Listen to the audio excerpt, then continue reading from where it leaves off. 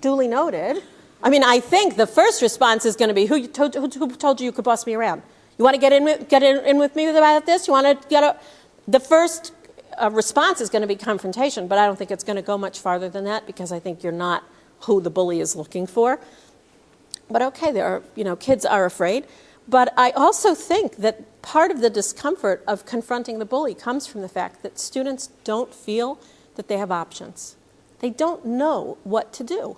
And I would venture a bet that if I went into classrooms below 3rd grade in the school today and told them, you're walking in the hallway and you hear one RPRY student call another RPRY student a nasty name, and you don't like it and you want them to stop it, and they're teasing them a lot, and you want them to stop, what could you do to make it better? Below 3rd grade, 2 answers they're going to give me. Tell the teacher, ding, ding, ding, ding, ding, number 1 answer. I was at recess for 1st and 2nd grade. I told the teachers, let's just put a revolving door. They just keep coming. She did, she made, he made. It's like Tattle City every 2 seconds. Tell the teachers the number 1 answer and the number 2 answer. What should you do if you want them to stop? Tell the teaser to stop. That's in their simple thinking. Those are the only responses they generate. And then they get smarter. After 3rd grade, we go down to 1 choice.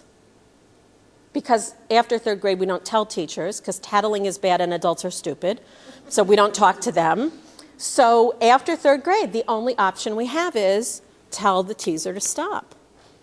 Well, I'm an adult. I don't know that I have ever told a bully to stop bullying.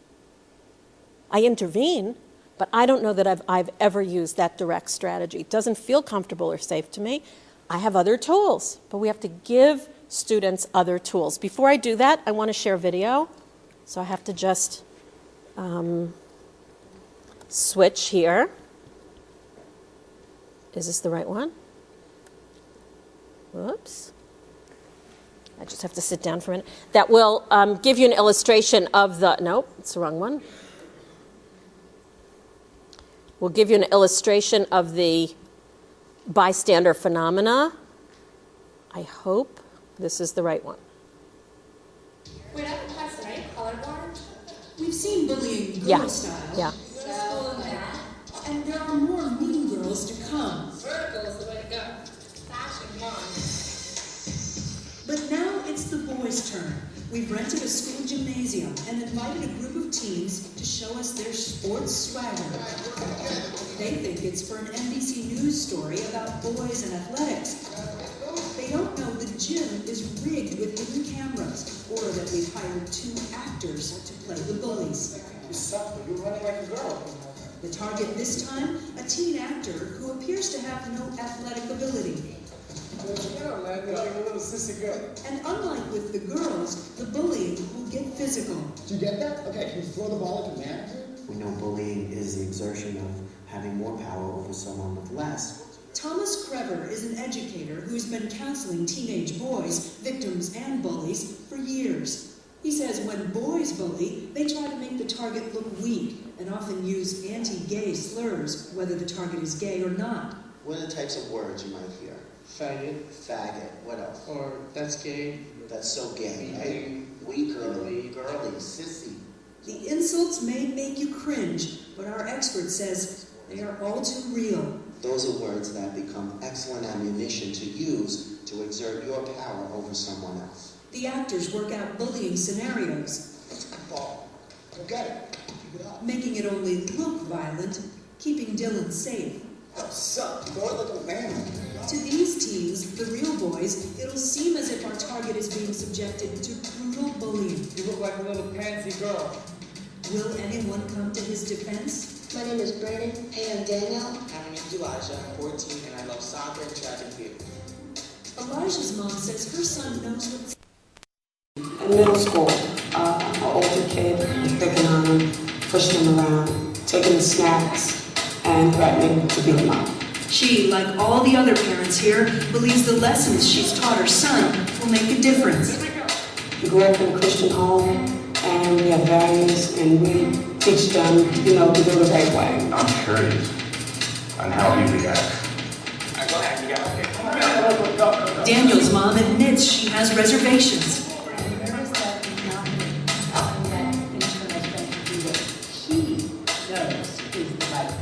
Okay, guys, listen up. We've enlisted the help of Malcolm Chisholm, owner of Run, Jump, Lift, a New Jersey gym. He'll play the coach for the day and tell them they're competing to be part of an NBC special. I'm working with NBC, and we're looking for 3 things here. Teamwork, competitiveness, and swagger. 12 jumping jacks. Ready? Go. Keep going, guys. I'll be right back. Hidden cameras roll while the parents watch across the hall. The bullies waste no time targeting Dylan. Let's go! Yo, stop acting like a girl! Keep it going! And cheering on the real boys. Yeah. Watch what he's doing. He's perfect right there. It's a common bullying technique we saw at work with the girls, getting the bystanders on your side. What they're really doing now is setting up the dynamics. You're allowed to make a mistake. Just don't look like that kid over there. It makes it tougher to stand up to the bullies. Will it work? Yo, what the hell's wrong with you? Pick it up a notch! Pick it up! So far, our bystanders are having mixed reactions. Oh, he is so unhappy. He's so uncomfortable. Look at Yeah, him. he looks very, Daniel looks very uncomfortable. Elijah just looks like he's ignoring them. Yeah. For now, their sons say and do nothing. The coach comes back in Take a breather. and sends them to a cafeteria table, another hotspot for bullying. You gotta pick up your slack, bro. You suck, bro. You're running like a girl. Watch as Elijah and the other boys look uncomfortable. I think you're the best, bro. You're better than this faggot over here. My son's not laughing. He's not. He didn't have too much to say. Look at my son's face. Look at him. Look at his mouth is open. My son's getting a little upset right now. He doesn't like it. But still, no one speaks up. The actors start to chant, and the boys all stare at the table. You look gay when you're out there. Yeah. I want you guys to line up at the top of the key. And just like what happens so often in the real world, the bullying stops as soon as the coach walks in. How we doing, all right? Yeah. Let's jump right in. And resumes the minute the coach leaves. But this time, Elijah has had enough. To his mother's relief, he finally speaks up. It's good. I caught it. It's fine. Elijah just said, he's fine. He just caught it. It's good. He's supporting the victim. Go like a man. Now that Elijah's spoken up, listen to the other real boys. Let's go. Positive energy. Come on, guys. Let's keep it going. Come on. There seems to be a shift in the gym. All 3 boys try to reason with the bullies. Come on, just leave him alone. We're all a team. We all just gotta work together. You hear what he just said? He says we all have to work together. And he's definitely the weakest link. But just speak, positive words to him. Yeah, get him pumped. Get him going. Oh, there, one of them starts and Brandon jumped in? Yes. He'll be fine. I told you guys to be out. Watch what Daniel does when our actor victim pretends to cry. Yeah, there's a cry. It might look strange, but Thomas says he's distracting the bullies, a helpful move in the heat of the moment. Daniel deflected, dropped down, changed the subject. That's actually supportive. So in the end, Elijah took the lead, and it made a difference, just as his mother hoped. How does that feel? I'm happy. I'm proud. Now I go in, but I don't tell them what's going on, at least not right away. How's it going in here? Great.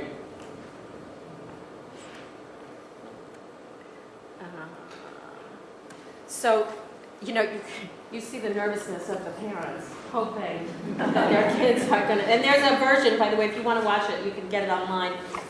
It's NBC, My Child Would Never. It's that series, the Dateline series, My Child Would Never. And the girls are brutal to each other on a fashion task, and mothers are watching saying, oh my gosh, is my girl going to stand up? And you see how hard it is for them to do the right thing, and how thrilled we are as parents when we have children who have the character to do the right thing. So we have to give them strategies, but we also have to recognize that we can't be Pollyannish. This is hard. There are social, psychological factors that operate against us being caring bystanders. They've been documented in every instance, from the Kitty Genovese murder to the Holocaust. We know that, for example, when you're in a group, responsibility is diluted. It's why nobody called when 37 times, I think, Kitty Genovese was stabbed. It's the famous Martin Niemöller poem, Reverend Martin Niemöller, when they came for the gypsies, I didn't speak up because I wasn't a gypsy. When they came for the the socialists, I didn't speak up because I wasn't a socialist. They came for the communists, I didn't speak up, I'm not a communist. They came for the Jews, I'm not a Jew. Then they came for me, there was nobody to speak up anymore. But we know this phenomena acts with children all the time. Then we have the issue of conformity, the famous research done by Solomon Asch after the Holocaust to look at how is it that people will believe propaganda or conform to what other people say. What's the relevance in bullying? If you're walking around in a school building where all day long you hear, don't let Rona sit with us. We don't want Rona on our science fair project. We don't want Rona in Torah Bowl. Leave Rona out. Don't ask Rona. Hey, Rona is terrible. What strength of character does it take to be the person who says, like you saw those boys, come on, talk positive to him? It's really hard if you're hearing that message, and they gave a perfect example of how you break the conformity lock. The minute one person says something different, even if it's wrong, even if it's a distraction, it makes it easier for you to say, wait a minute, I like Rona, she can sit with me. And finally, and I think this social psychology phenomena actually has enormous relevance for our communities, we know that if you watch somebody bullied or belittled over and over again, you dehumanize them. You begin to think they're less than, they're not important. You can even think they're invisible. You make up your bat mitzvah list and they're not on there. You invite everybody for a slumber party, all the girls in your grade, but that girl gets forgotten. I've actually seen it. It breaks my heart, but I've seen teachers go over their class list and forget a child. You know, they're the invisible children in the classroom where you say, oh, yeah, I forgot her. You know, but it's because for so long. And why do I say this is particularly relevant in our communities? Because if I'm in a large public school with 1,200 students and a student doesn't have a chevra in school, okay, so they can go to Scouts, they can go to Little League, they can go. Where do your students go to Scouts, Little League, camp, weekends? The same place that they do with the kids that they have in school. We're a fairly insular community, so finding a chevra and making a connection and being seen as a valued member of the community is really important here. Some of the strategies, some of the bystander strategies were alluded to in that little clip. Things like using distraction, supporting the victim. You know, you don't ever have to confront a bully. You change the dynamic just by supporting the victim. So you can go indirectly rather than directly. A distraction is my favorite. It happens to me all the time that I'm shopping and I will see a parent bullying a child, usually at the checkout counter, where the child is whining and saying, but I really want that, can I have that gum? And the parent is saying some really, again, wonderful parenting things like, if you don't stop that stupid whining, how many times have I told you, your mouth is just killing me, would you cut out that? And I'm cringing as a child psychologist listening to this, but would I say, excuse me, but that's not good parenting? I would never do that. But if I turn to the mother and I say, where does she get those eyelashes? They are gorgeous. Look at those eyelashes. My gosh, they don't make mascara to give us lashes like that, do they? You know what happens? The mother is all of a sudden doing, I know, my side of the family. I know, we get that on my side. You know, totally changes the dynamic. And if I can't distract the mother, I'll distract the child with peekaboo or engage them in something. I haven't yet gotten arrested for, you know, talking to strange children or engaging parents in the grocery store. But that's an example of distraction, an example of supporting a victim. I was on a plane and one of the passengers was having plane rage to the stewardess and was refusing to put her tray table up and her seat back, and I think she was a little drunk. And I'm already buckled in, we're ready for a landing. My children were with me, so when the stewardess came down the aisle, I just said to her, thank you. Whatever they pay you, it's not near enough. I was supporting the victim. I couldn't do anything about the bullying, but I felt I couldn't, in front of my children, just like turn a blind eye to that. And I heard Rav Twersky years ago give this example, and it changed my behavior ever since, because I was guilty of this before. He said, you know, bullying is about seeing ourselves as somehow better, more powerful, more entitled than others. And he said, you know, how often do we go to the grocery store on a rainy day like this morning?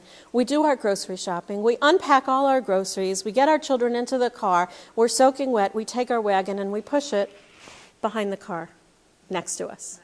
And we leave it for those plebeian serfs to put it away while we, royalty, drive off in our car. He says, what are you teaching your children when you do that? You're communicating in a subtle way, we're better than them. Let them put our wagon away.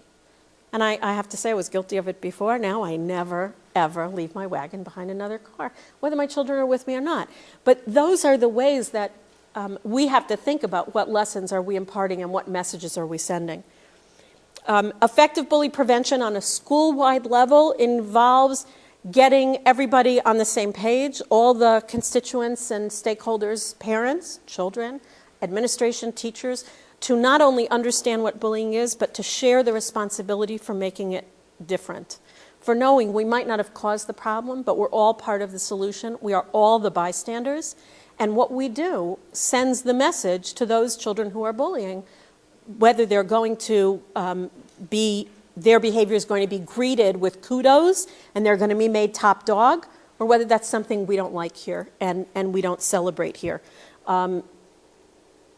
I think I talked about this already. Oh, just the last thing, do no harm. It is so hard to work in the area of bullying correctly. It's so easy to do the first thing, you know, especially as a parent. Someone is hurting your child. I'm a mom.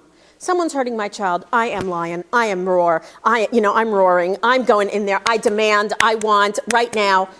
But in the case of bullying, sometimes that's going to make everything worse. If somebody is leaving, I mean, it did happen. My 6th grade son was not included in a ball game. Imagine had I gone to the local ball field and said, now listen, you boys, Rona Novick is a wonderful player. I know we rhyme, Yona and Rona. Rona Novick is a wonderful player, and you have to let him play. I don't know that my son would talk to me to this day had I done that, but I know it would not have improved his stature in the pickup game of ball. So as much as you want to do it, you can't always do that which which feels natural and feels like this is what's going to happen. And so my number one rule is always do no harm, is I have to really think through before I ask the school, would it be okay? Before I engage another parent before I speak to my child about, am I clear this isn't going to make the situation worse? And my rule, by the way, about bullying in schools is inform, don't storm the school.